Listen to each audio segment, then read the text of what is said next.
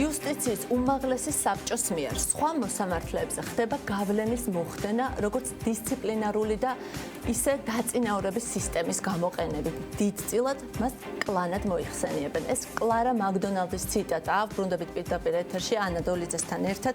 მოგესალმებით ანა, დიდი მადლობა რომ პასუხობს ჩვენს კითხვებს. საკმაოდ ესეთი კაფიო გზავნილები გააშღერეს სასამართლო სისტემასთან დაკავშირებით, კლანი ახსენეს და ძალიან კარგად ჩანს, რომ იციან რა ხდება საქართველოში და იციან დეტალები. რას ნიშნავს ეს შენთვის, რაზე მიუთითებს? მოგესალმებით, მადლობა მოწვევისთვის და საღამო მშვიდობისა ჩვენს მაყურებელს.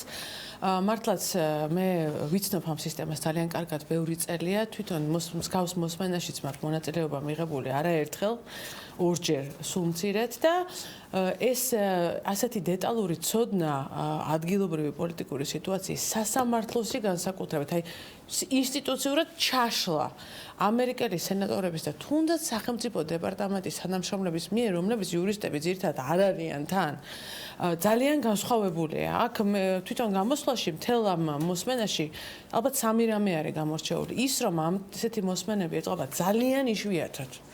აი ძალიან იშვიათად. რაც განსაზღვრავს, რამდენ დიდი მასშტაბის კრიზისია ახლა საქართველოში, მიუთითებს თუ არა ეს ამაზე. აბსოლუტურად ეს ხდება ხოლმე მართლა ძალიან სერიოზული რეპრესია უნდა მოხდეს სადღაც, ჩახშობა რაღაცა აჯანყების, მართლა ძალიან სერიოზული ფაქტორი ჭირდება, როგორც ჩანს და ძალიან კარგი ხაზგასმა იყო აქ, რომ ეს არის ორპარტიული მიდგომა, ანუ დემოკრატების და რესპუბლიკების შორის, ყველა ორივე პარტია ასე ფიქრობს, რომ კრიზისი არის ძალიან ღრმა, კრიზისი აწყობს ჩვენს სახელმწიფოს რუსეთს, ანუ ყველაფერი რუსეთის წყალზე ასხავს, რუსეთის წისქვილზე ასხავს. საკმაოდ კარგი იყო რუსულ ვექტორებზე გაკეთებული განცხადებებით. ნამდვილად, მეორე აქ არის ძალიან, რა დროს მოეწყო ეს მოსმენა არის ძალიან მნიშვნელოვანი. დანიელსონის ვიზიტამდე ამას გულისხმობ? არა, ზოგადად რომ დღეს, თითქოს და არაფერი არ ხდება ისეთი, რომ ამ ტიპის მოსმენა,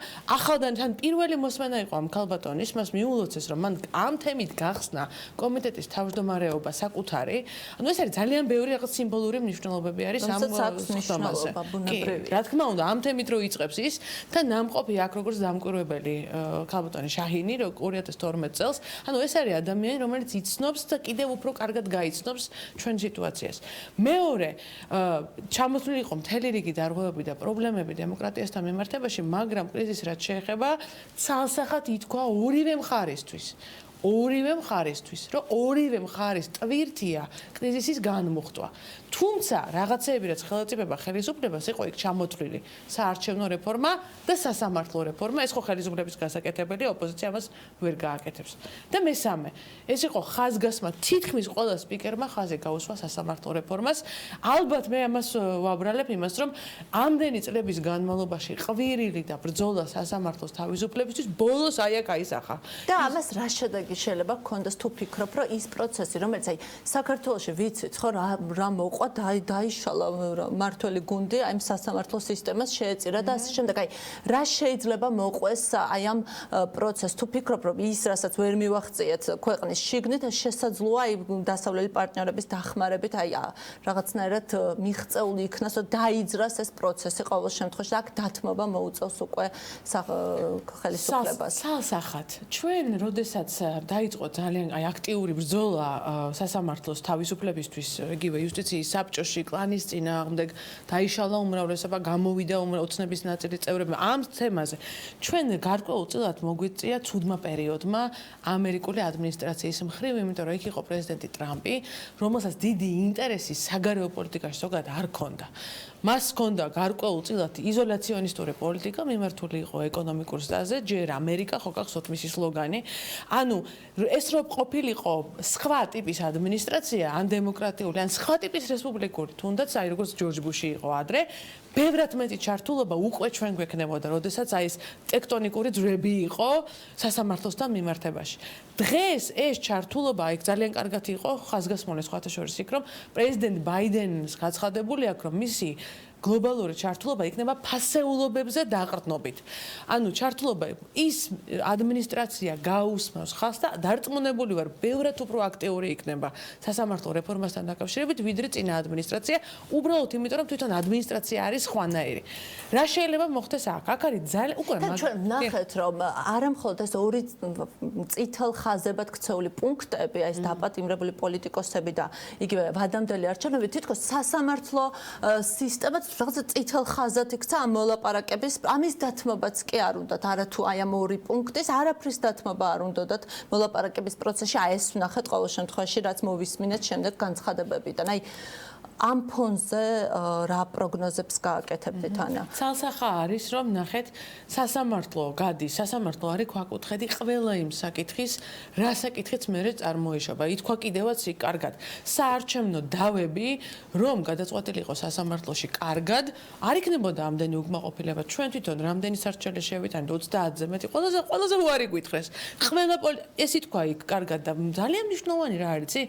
როდესაც ამ ტიპის მაღალ თანამდებობის პირები ამერიკელები ესე ერკვევიან ჩვენ შიდა საკითხებში. ის რომ მაგალითად სასამართლო დავები არ დაკმაყოფილდა.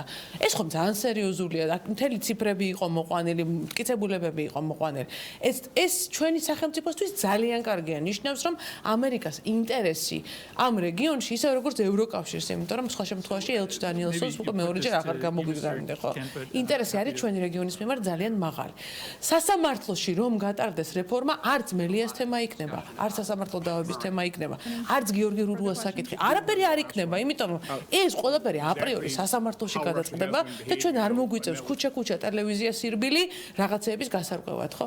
მაგიდაზე არის სასამართლოს რეფორმაზე წინადადებები. ესენი ამერიკელებსაც აქვთ, ევროკავშირსაც აქვთ, მეც მაქვს წარდგენილი, ოპოზიციას აქვს ერთობლივი წინადადებები წარდგენილი. ახლა მთავარი არის შესაბამისი წნეხი ხელისუფლებაზე, რომ რაღაც ნაბიჯები ამ მიმართულებით გადადგას. მე მინდა კითხო ასევე იმ საქმესთან დაკავშირებით, რომლის ფიგურანტი აღმოჩნდი შენ სრულიად უნებლიეთ და სოლიდარობა მინდა გამოგიცხადო ის რაც ხდება ახლა ქალი პოლიტიკოსების მიმართ საქართველოში ბოლო წლების განმავლობაში არის სრულიად წარმოუდგენელი და გიცხადებ სოლიდარობას აი ამ ეტაპზე რა ხდება, რო გითხრა გულისხმობ აი მიმართე როგორც ვიცი პროკურატურას გწნან დაზარალებულად აი შემდეგ უკვე რა პასუხია და როგორ სად არის ახლა პროცესი შეჩერებული. ძალიან დიდი მადლობა ამ სიტყვებისთვის. მე ხაზს გაუსმევ კიდევ ერთხელ, რომ ამ თემის მიმართ ინტერესი და სოლიდარობა ეს არ არის ერთი ანას საქმე ან რომელიმე სხვა ადამიანის საქმე. ყოველთვის აუცილებლად თვალყურს მივადევნებთ ამ თემას და მზად ვართ ნებისმიერ დროს დაგითმოთ ეთერი ამ თემაზე სასაუბროთ. ძალიან დიდი მადლობა. ამ შემთხვევაში საკითხი არის შემდეგნაირად. მე მოვითხოვ რომ სიმართლე ამ საკითხზე დადგინდეს. თვითონ გულაშვილის ჩვენებაში იყო ძალიან მნიშვნელოვანი დეტალი, მაგრამ ამავე დროს ბევრი შეუსაბამობა. თუნდაც ის რომ ის მოვიდა ნოემბერში 2019 წლის შემდეგ დაპირდა რაღაცეებს, შემდეგ დაიკარგა, შემდეგ საპროცესო გააფორმა იგივე სამართალდამცავ ორგანოებთან, ხო? ანუ აღიარა რომ რაღაც არასწორად მოიქცა. თუნდაც ის რომ მას თარიღი შეეშალა ბინაში შესვლის, იმიტომ რომ 2014 წელს მე საერთოდ იქ არ ვცხოვრობდი და ის ნივთებიც, რომელსაც ასახელებს, იქ არ იყო. ეს რატოა მნიშვნელოვანი? თუ მართლა მოხდა ამის რაღაცის განხორციელება, მაშინ პოლიტიკური პასუხისმგებლობა 2015 წელსში ირაკლი ღარიბალიშვილის არის, იმიტომ რომ არ ამგონია რომ მარტო საბანაძე ვერ იქნებოდა გადაწყვეტილების მიმღები ამ საკითხზე, ეს პოლიტიკური ოპონენტის მიმართ ამ ტიპის თვალთვალი და დევნა ყოველთვის მოდის არის პოლიტიკური დაკვეთის ნაწილი. ამერიკაში ამას პრეზიდენტი გადაყვა, პრეზიდენტ ნიქსონი, ხო იცით? ხო, ამ თემას ჭირდება სიმართლის დადგენა, პროკურატურამ გამოიჩინა ფხა ამ შემთხვევაში და გუშინვე დილასვე გამოაცხადა რომ იწყებს გამოძიებას, თუმცა იგივე ითქვა ამ სენატის განხილვაზე პოლიტიზირებულ პროკურატურას და პოლიტიზირებულ სასამართლოზე. როგორ დავადგენ მივდივართ იმ პრობლემამ. ხო, ჩვენ როგორც მოქალაქეებს არა გვაქვს თემის განხილვისა. დიახ, არა გვაქვს ნდობა ამ ინსტიტუტების. ამიტომ მე მოვითხოვე დაზარალებულად ჩართვა იმისთვის რომ მე ვაკონტროლო როგორც მონაწილე საქმის, არა მარტო მე. მუსლიმთა კავშირის თავმჯდომარე, რომელიც დასახელებული იქნა, გიორგი რურუა, რომელიც დასახელებული იქნა. ისინი დაზარალებულად უნდა იყვნენ ცნობილები ამ საქმეში, იმიტომ რომ ისინი გვახსენა სხვა იმ 1000 ადამიანთან ერთ ღმერთად, რომელიც არის მოიაზრება ამ ფაილებში, ღმერთმა დაიფაროს ყველამ და იმედი მაქვს, რომ ეს ყველაფერი ვიღაცის კარიერისტული მონაჭორი აღმოჩნდება საბოლოო ჯამში. თუ არა და ჩვენს წინაშეა ძალიან სერიოზული სისტემური უპრეცედენტო დანაშაული. დიახ. დიდი მადლობა ანას, ანა დოლიძე პასუხობდა ჩვენს კითხვებს. ასეთი იყო დღევანდელი დღე. მე გემშვიდობებით ხვალამდე. ნახვამდის.